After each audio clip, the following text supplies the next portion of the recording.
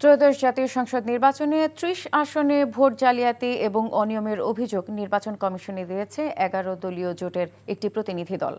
রোববার সকালে রাজধানীর আগারগাঁওয়ে নির্বাচন কমিশন ভবনে যান তারা। পরে নির্বাচন কমিশন সচিবের সাথে প্রায় ১.৫ ঘণ্টার সংলাপ শেষে ভোটকেন্দ্রের ফলাফলের সাথে ঘোষিত ফলাফলের অস্বাভাবিক পার্থক্য দেখা গেছে বলে জানান ১১ দলীয় ঐক্য জোটের সমন্বয়ক ও জামায়াতে ইসলামের সহকারী secretary general doctor AHM Hamidur Rahman Azad.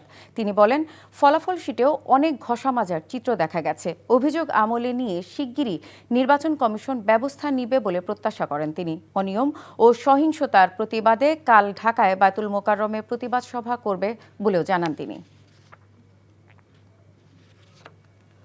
আমরা তালিকা জমা দিয়েছি, কমিশনের কাছে বলেছি এগুলো রিকাউন্টিং করা হোক।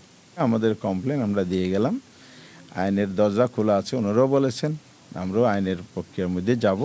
16ই ফেব্রুয়ারি ঢাকার রাজপথে বায়তুল মোকাররম উত্তর গেট থেকেই আমরা প্রতিবাদ সভা এবং বিক্ষোভ মিছিলের ঘোষণা দিয়েছি।